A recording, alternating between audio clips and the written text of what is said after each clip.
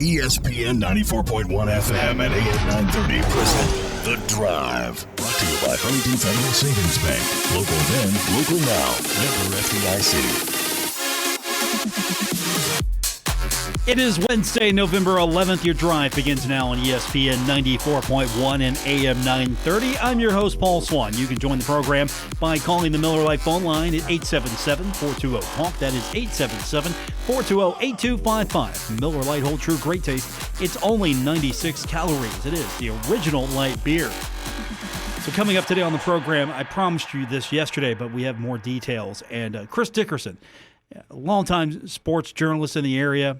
He's fond of the rock band Kiss. Also, he works with the West Virginia Record.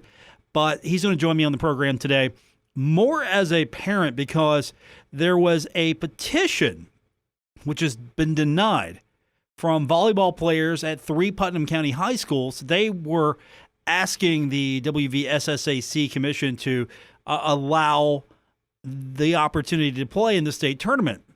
So parents, players, trying to get a temporary restraining order and try to prohibit the SSAC from conducting the girls' state volleyball tournament and hold that off until after November 14th. But the lawsuit and everything was denied. Now, we're going to have Chris on here in a few minutes, and he's going to tell us what his group, what the parents are trying to do. He was at the state capitol today, and he actually spoke with Governor Jim Justice.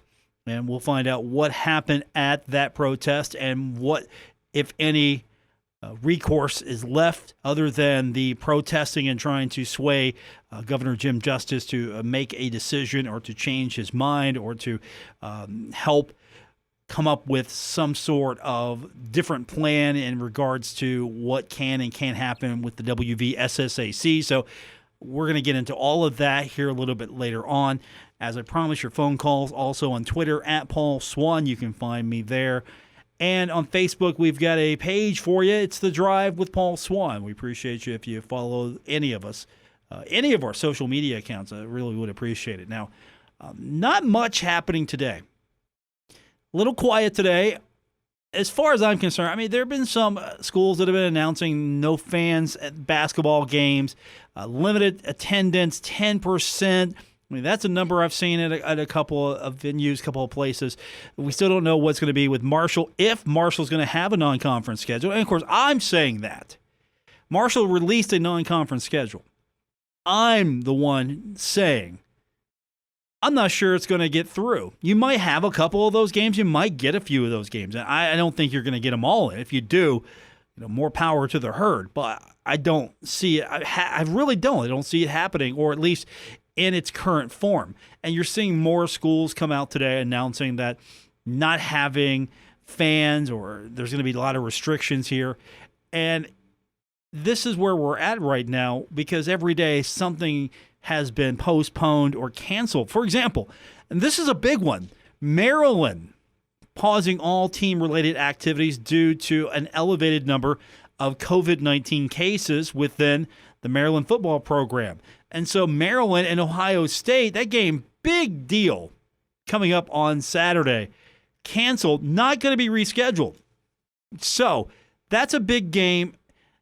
And if you've been following the games that have been knocked off the schedule, there are some programming holes happening here with the networks, ESPN, CBS. And I've seen some of you put it out there that maybe CBS should pick up the Marshall game with Middle Tennessee. I don't see that happening. Yes, the game is on CBS Sports Network. I don't see that as a altering of the schedule here. You might see CBS increase Masters coverage. That seems to be the indication I've been seeing. And again, this is all fluid. It could change, so don't take my word for it. But it could change here in the next day or two. But I would think if you're going to make that change, we're looking at Wednesday here. Do you make that change tomorrow? Do you make that change Friday? Is it a noon game still? We'll see. But I've seen that put out there, so I'm paying attention to you. I know that there's a possibility here, and I'm sure a lot of you would love to have that game on CBS. And I don't know if CBS is going to grab that game and say, okay, that's going to be, we've got it on CBS Sports Network, but let's move it to CBS. I don't know if they would do that, if they would make that decision.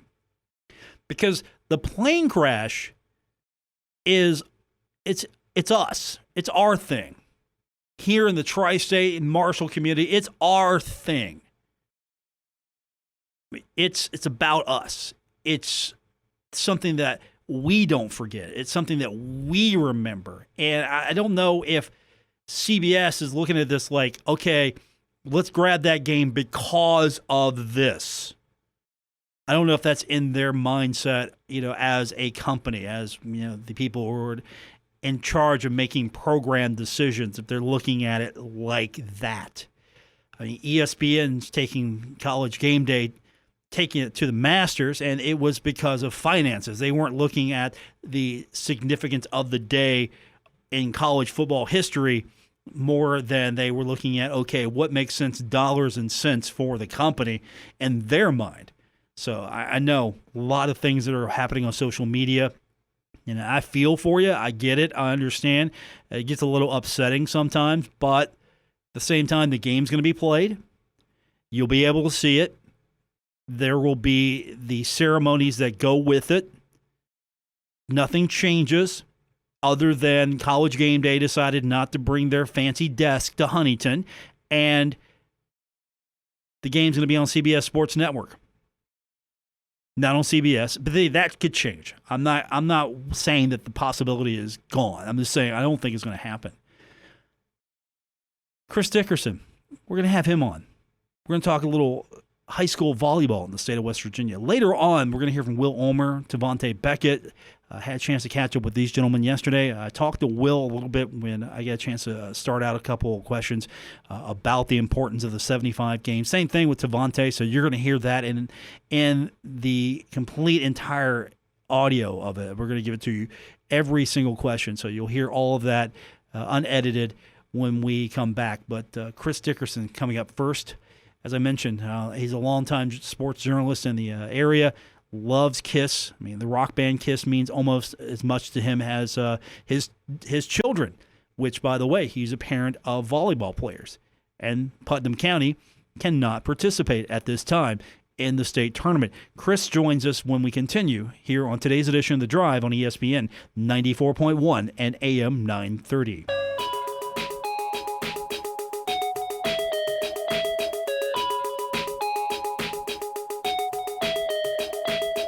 This is The Drive with Paul Swann on ESPN 94.1 FM and AM 930.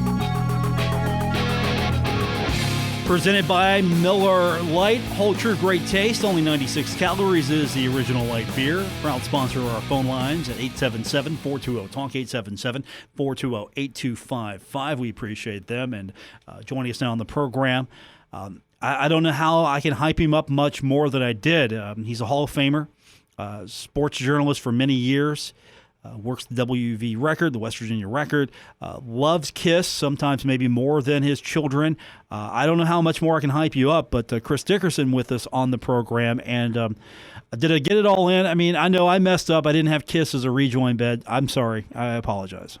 That's all right. That's fine. Thanks for having me on. Hey, in all seriousness, you've been pretty busy over the last few days. You alerted me to this, and we were going to have you on yesterday. But the whole thing that's going on here is several teams, including all of Putnam County, not going to be able to participate in the tournament, the state volleyball tournament, because of the color-coded map. And there was a petition, a lawsuit yesterday. And there was a protest today. Let's go first with the petition itself and what happened there. Well, the quick backstory is 3 of the 4 high schools here in Putnam County, Hurricane, Winfield, and Buffalo, all qualified for the state volleyball tournament in each of their classes. The volleyball tournament starts tomorrow morning. All of these teams qualified on Saturday when Putnam County was gold. Well, Saturday night, Putnam County turned orange on Big Jim's all-knowing, all-colorful coded map. and that means orange teams are not allowed to participate. However, our argument is that football teams are given this opportunity to wait until the next testing map comes out to see if the color changes. Not only that, but cheerleaders were competing last weekend at the same time in their regionals across the state, and cheerleaders from schools in orange counties were allowed to participate in regionals there. Earlier this fall, golfers and cross-country athletes from orange and red counties even were allowed to compete in events if they took a COVID test and the test came back negative. So there's just a lot of inequities going on, and it's not just a gender thing. It's not just a football thing. It's just they're not treating all the sports fairly, and that's our issue. So we filed, the three teams here in Putnam County, we filed a petition for temporary restraining order and emergency junction to get the SSAC to stop the tournament or let these girls play, even though the county's orange, which, by the way, Putnam County turned back to gold today on the daily map. But, that the weekly map is the one they base everything on. So we filed the petition, like I said, in court in Kanawha County, and Judge Webster had an emergency hearing at 4 o'clock yesterday afternoon, went 2.5 hours, and she sided with the SSAC, basically said they are not showing any discrimination to volleyball players. So we're going to appeal to the Supreme Court, which we would have done today, but today's a federal holiday, so they're not open. So we have to wait till first thing in the morning. Meanwhile, the state volleyball tournament starts at 9 o'clock tomorrow morning. So we've got our back against the wall. I say we because I have daughters on the team, but, I'm just a parent. I just see something that's not being handled properly or fairly by the state, and it's really frustrating for not just my two daughters, but their teammates and every player on these 6 teams. There's 3 here in Putnam County and 3 in Wood County who are affected the exact same way. Yeah, that's going to be my next question. What do you think will happen, or you're hoping that you can get this at least delayed until these teams are given the opportunity to participate? I guess once the tournament begins, is there any hope of that, or what? No, and it wouldn't be fair because Buffalo is supposed to. They would be playing at 9 o'clock tomorrow morning, but they're not going to. If they don't change it by then, they're not going to let us play at 9 o'clock on Saturday, which is when Hurricane's supposed to be playing. But the funny thing is, well, not funny. It's really actually insane if you ask me. All these teams, anyone in the state actually. But these girls can go to the Charleston Coliseum this weekend, buy a ticket, walk in there, and watch these other teams compete. But they're not allowed to be on the court competing. And the and tournament, no one can explain that to me. Yeah, and my question is, the tournament hasn't, or the WVSSAC hasn't offered a remedy as to testing of the teams that are involved, because we're talking, how many athletes are on a team, right? We're not talking a football team. There's anywhere from 10 to 15. Yeah, there's 10 to 15 on all 6 of these teams. Okay, so that play.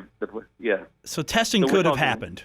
70 to 80 girls, 40 or 50 in each county. Yeah, it easily could have happened.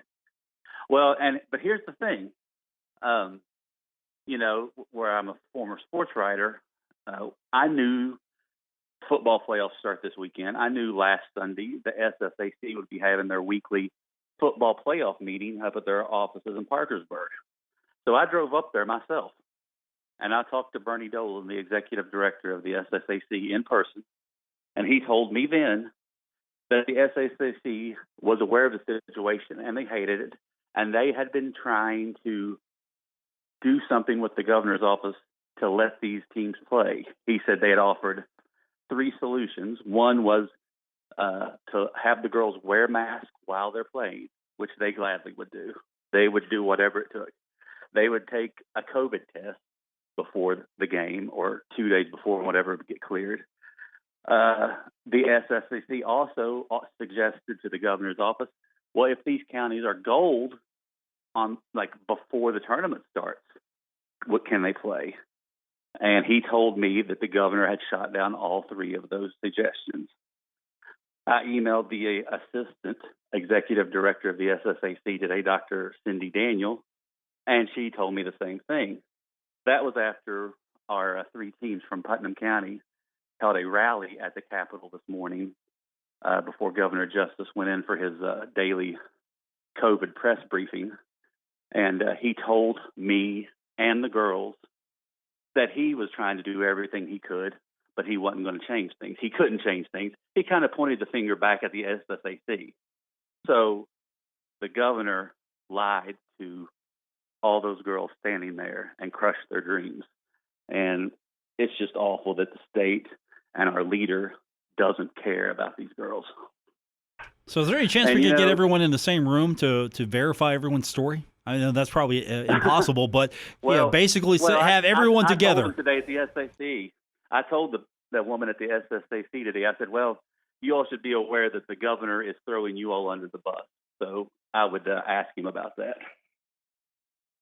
Chris Dickerson's joining us. He has covered sports for a long time in the region. Also, more recently, you're with the West Virginia Record, but today you're representing just yourself and your children as several teams in Putnam County not able to participate in the state volleyball tournament. Right. And there's no recourse here whatsoever to change the schedule. I mean, the judge was basically saying this thing couldn't be rescheduled, or I'm trying to. Yeah, the SSAC argued in court in the hearing yesterday that they do not move state championships, and that's fine. Don't move it then. Just let these kids in orange play like the cheerleaders were allowed to last week, and the tested Orange County teams in cross country and golf earlier this season. And they say that volleyball is a medium risk spread sport, just like soccer, and they say football is a high risk spread, but cheerleading is a low risk spread. And whatever they want to say, but anyone who's followed sports and knows anything about sports, there is no way to compare the physicality and body-to-body contact of soccer to volleyball. I've covered volleyball. I'm with you. I know 100%. Yeah, I've covered it between them. There's distancing net if you disinfect the ball for during changing play. If people are wearing masks, but my whole issue here is there wasn't even an avenue to let these young ladies participate if testing was happened. If your team tested clean and was able, and I'm sure there'd be multiple tests here. If you tested clean and decided to, wear masks and have all other safety precautions here, that wouldn't been a fair enough compromise here, because other sports have already participated in their events, and so. Yeah. I understand where you're coming from here. I'm trying to just figure out why there couldn't have been a compromise here to have a tested team here. We're not talking that many student athletes per school. Exactly, and just pile on top of that, these girls who aren't allowed to play because of this county is orange or gold today, but they were orange last week. But they can still go in and give the SSAC $10 and walk in and sit down and watch these other teams. They have no problem with that, but they won't let them be out there on the court 20 feet away from where they'll be setting. So, there are just so many inequities, and, let them test, like you said. I have a relative who plays golf for Wayne High School, and Wayne County was orange or red at the time of the state golf tournament or state golf championships. He qualified, so he wanted to compete. He went and got a COVID test, was negative, and he was allowed to compete in the golf tournament. So, there's just so many inequities, and, for the life of me, I can't figure out why the governor has dug into the heels about volleyball. 6 volleyball teams, mind you. What do you hope happens? What are you looking for, since it's almost evident that these young ladies aren't going to be able to play? What do you hope to try to achieve from this point forward? Well, we just have to hope that the Supreme Court changes the Kanawha County ruling, which, I've followed courts for 15 years writing about them. I don't think it's going to happen.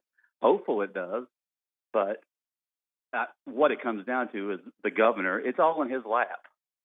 And he could change this with an executive order, or he could tell the SSAC, make those modifications that you suggested about letting orange teams test or wear masks or, whatever. But he won't do it. It's not why he has picked volleyball. I guess it's because, it's not a big revenue sport like football. That's another thing. The sectionals this week, we played our regional championships on Saturday.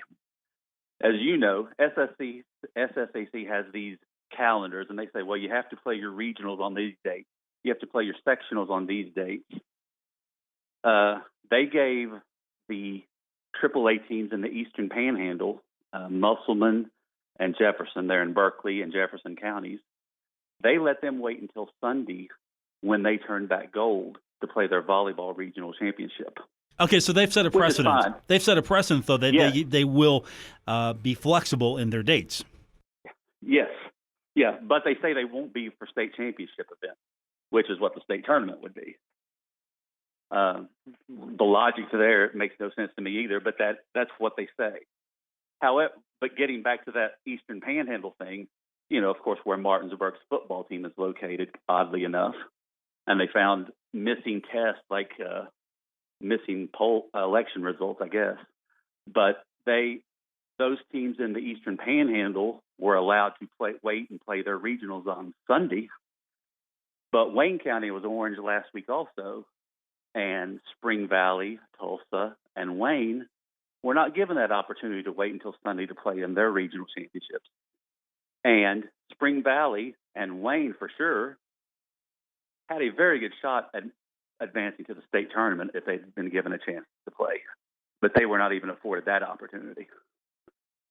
Chris Dickerson's joining us. You remember him from his years of working sports across the tri-state, most recently covering the state, now an active participant in it. So obviously you're not writing about this with the West Virginia record, but you're now the story to a degree because I'm just fighting for about 70 or 80 kids across the state, not just my two.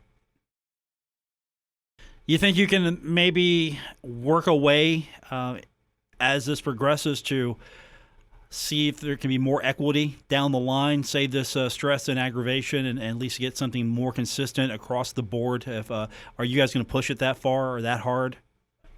I'm going to personally, yeah. I've actually been talking to someone with ESPN, Outside the Lines, that show, where they talk about issues off the court and off the playing field regarding sports.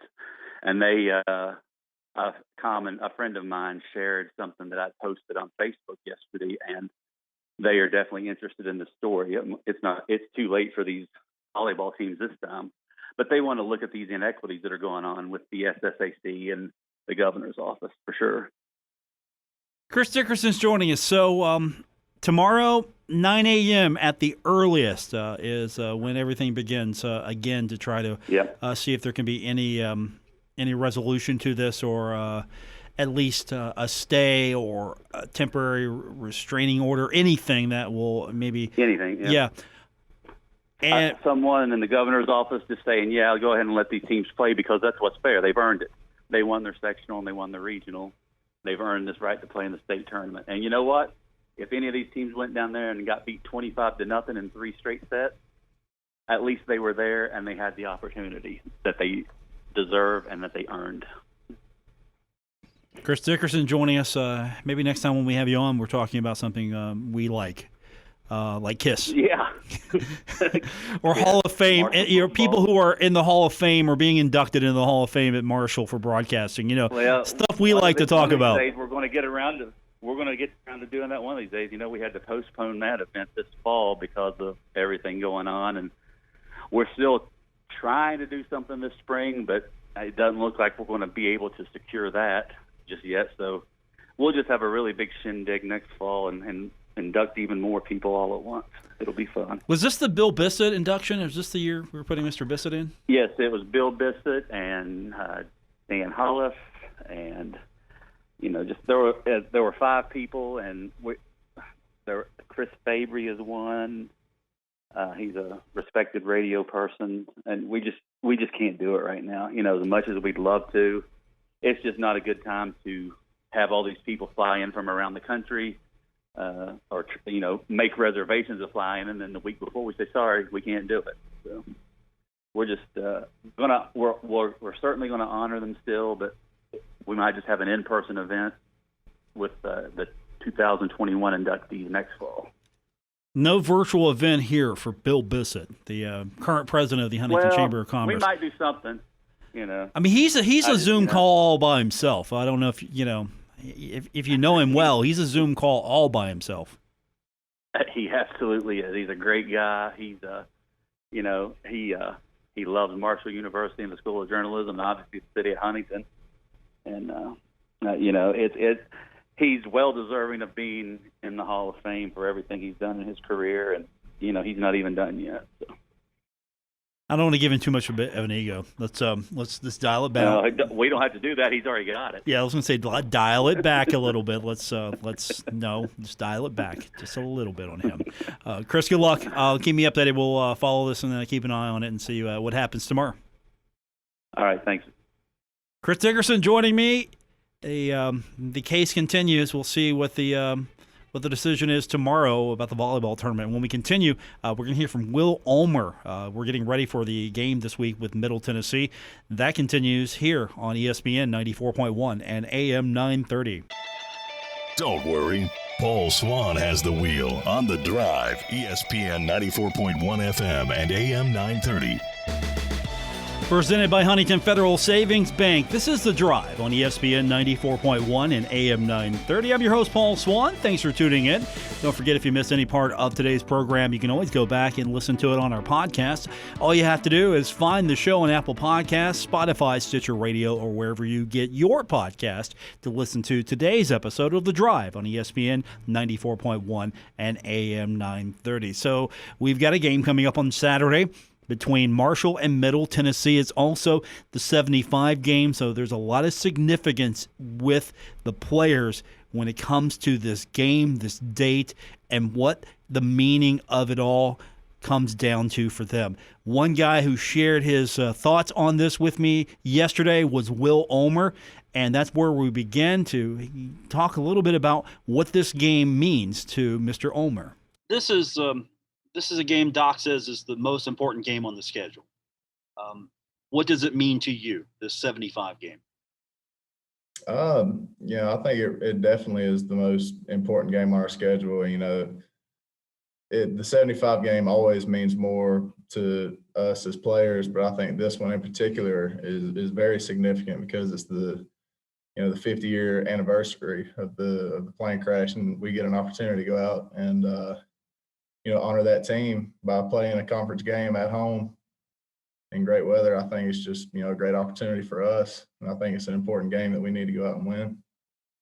Is there ever any added pressure? I mean, you've been in big games before, but when you come to this one, is there any added pressure? Because to a man, you don't lose this game. You can't lose this game. So, I mean, what's the feeling going into this?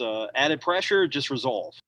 I wouldn't necessarily call it added pressure, but the entire team has the understanding that, this week it means more than any other week. So, at practice, if you get tired, you go a little harder, you watch a little bit more film, you focus in just a little bit more on your assignment, and, it sort of brings everybody together. And I don't know, I think it causes us to practice harder and play better. What do you know about Middle Tennessee as you're getting ready for them? What do you see, and what's the challenge for you? They do some unorthodox things on defense. They got some exotic pressures that they can bring and blitzes and that sort of thing. But other than that, I think they line up and play like a CUSA defense when they're not trying to do something crazy like that. So should be a good opportunity for us. Now, Will, jumping back to the 75 game and things like that, you all have gone through the ceremony before. You all have laid the roses on the fountain. The emotion of that and being at that ceremony previously, does that carry into a game week with the 75 once you've experienced that? It absolutely does. And, I'm going into my 5th season here, and, the longer you're here, there's always something new to be learned about this occasion. And, you never really realize how deeply it impacted the community, but every year there's something new to be learned. There's something new that you figure out about it, and there's some new relationship that you make through this event. And, I think it just really brings to light, like, how serious it is, What new thing has stood out this year? Has that new thing happened yet? Not necessarily, no. The fact that you all use the 75 game every year and sort of, you all have bonded through that. Do you think that that's helped you at all dealing with the adversity caused by COVID? Because you all had to go through, the mental preparation of a 75 game and things of that nature. It seems like this program's already tight knit because of what it's been through before. So something like this, maybe it made it a little easier. I think it might have helped us a little bit. From the beginning of this season, we've sort of had our chip on our shoulder. Knowing that this is the 50-year anniversary of the plane crash, and hadn't been talked about a whole lot prior to this week, but it's always sort of stuck out in the back of my mind as the season's gone on. I think it has with a lot of other players. Will, have you looked back at the 1970 football roster at who wore number 50? I have. His name was Richard Dardinger. He was a center. Yep, he was the starting center. Yes, sir. What's that? How's that make you feel? It almost gives you like a personal connection. It gives you almost like, I know I didn't ever meet Richard Dardinger, but there's almost like a bond that's there to an extent. He was, he can't. I did a little research on him. He came here as a walk-on, and he played linebacker and he played center. But to know that the person who wore number 50 the year of the plane crash was an offensive lineman, and here it is 50 years later, and I'm number 50 and I'm an offensive lineman. It's just one of those cool things, Yeah, I went through the whole roster, and I thought the two of you, that was the best connection out of the entire roster. I think it's cool. Yes, sir. Thanks, Will. Is there anything, since you all were talking the number, Will, is there any type, I know that everybody talks about 75, but is there any special feeling for you wearing number 50 during the 50th year? I hadn't even thought about it, but it probably will be now. Yeah, he hadn't thought about it, but now he's going to probably have that in the back of his mind even more. When we continue, Devontae Beckett, you'll hear the full interview we had with him when we continue with today's edition of The Drive on ESPN 94.1 and AM 930. You're listening to The Drive with Paul Swann on ESPN 94.1 FM and AM 930. Wrapping up today's edition of The Drive on ESPN 94.1 and AM 930. I'm your host, Paul Swann. As promised, I've got Devontae Beckett and his thoughts about the game coming up on Saturday with Middle Tennessee. Also, the significance of the game being the 75 game. And we'll try to get to all of Devontae with the time remaining. But same question I had for Will Ulmer. Just want to get his thoughts on what this game means when you hear 75. It's a game that Doc talks about every year, most important on the schedule. The significance of it, but for everyone listening, what does this mean to you when we say it's a 75 game? It's kind of like, why we put on our jersey, why we go out there and play football, the ones before us. When you come here, when I first got here, I knew about the situation. But when you get here and you watch the movie, and you have to watch the movie when you get here, and you just sit and you realize that you're the team that's after them. Like, you get to go out and represent the herd and we can do something very big. And it's kind of just crazy how this is the 50th year anniversary and our year is going the way it's going, and it's just like a lot of pressure. It's not known pressure, but like we can do something very special, and it will mean a lot to this community to get back to where it should be and winning championships and back in the 90s. And it's just an incredible turnaround, and the way we elevate in the jersey and putting on for Marshall right now is just perfect for it to be the 50th year after the plane crash. You mentioned that pressure, and that's been something I've been asking. It's there. This is a significant game. How do you deal with it, knowing that there are higher expectations for this game? Because for yourself, you hear it from your teammates. You guys say you don't lose this game. You can't lose this game. Yes, sir. I mean, it could be. It depends on. It can all be. The type of player you are. For me, the pressure is what makes you who you are. When you rise to that occasion. It's a lot. We know it's going to be adversity because it's the opponent that's coming into town, and happened that we lost to them last year, so we know they're not going to be afraid of us, no matter what our record is in the rankings, and we know we can't lose this game. So it's kind of like the mindset, no matter what the score is, we know we got to make it happen. If we're losing at a point, we know somebody got to make that play because it got to happen. We can't lose the game. It's just the mindset, and that's what goes, the hard work that's going to go in this week to prepare for that. And so the game time Saturday, it'll be easy, because we already done put the work in and went even harder this week because of the week it is. Talking about Middle Tennessee, you have familiarity with them, but what have you seen this year's edition? What do they look like? What's the challenges? They're very similar to what they did last year. They got a very dynamic quarterback, and I'm very familiar with. I watched them a lot last year, and I've been keeping up with him this year. Keeping an eye on him. He's having a very solid year. We know he's gonna try to use his leg and use his arm, and he's going to be very dynamic doing both. And they got the running back. He came back. He changed his number, but, he's still the same player. We know who he is. So the line is very talented. They're one of the toughest line you'll play in college. For me, it was a very challenging game. And I looked to make more of a mark than I did last year.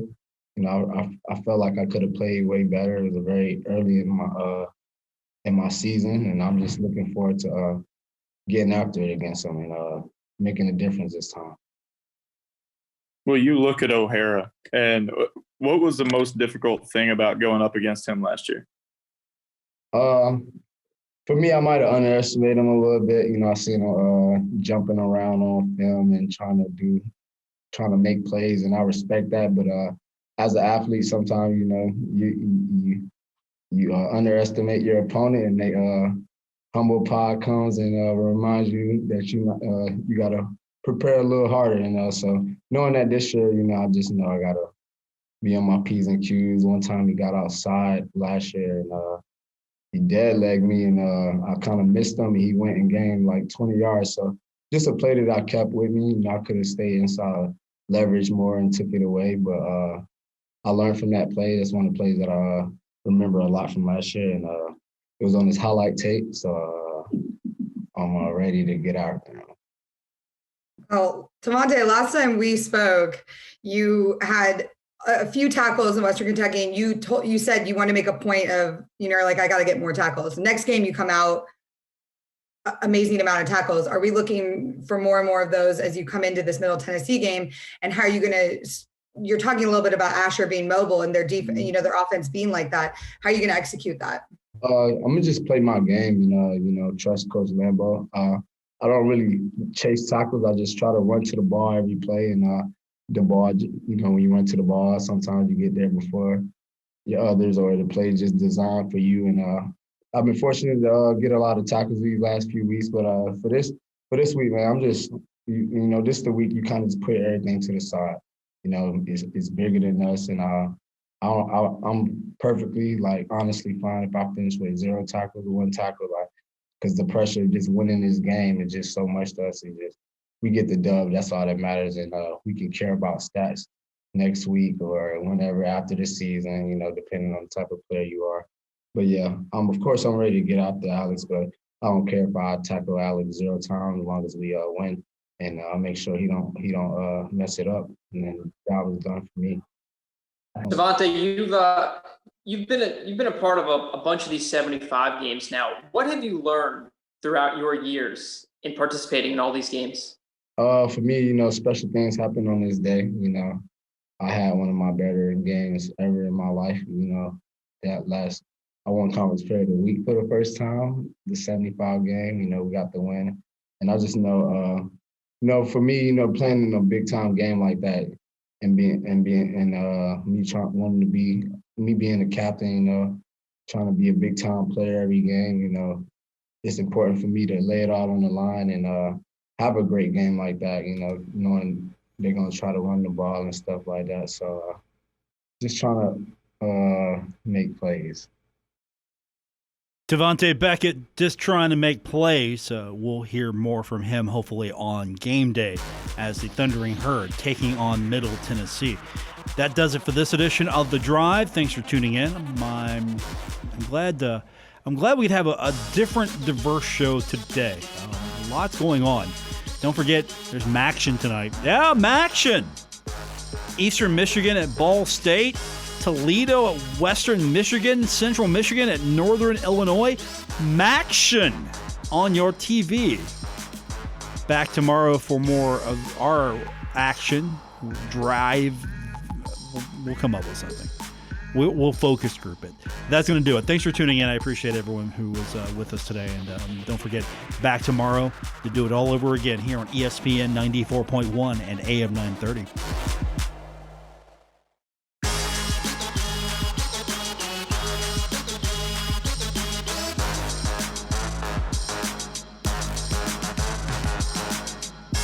WRBC Huntington, W227BS Huntington, your flagship home of the Marshall Thundering Herd and The Drive with Paul Swann, ESPN 94.1 FM and AM 930.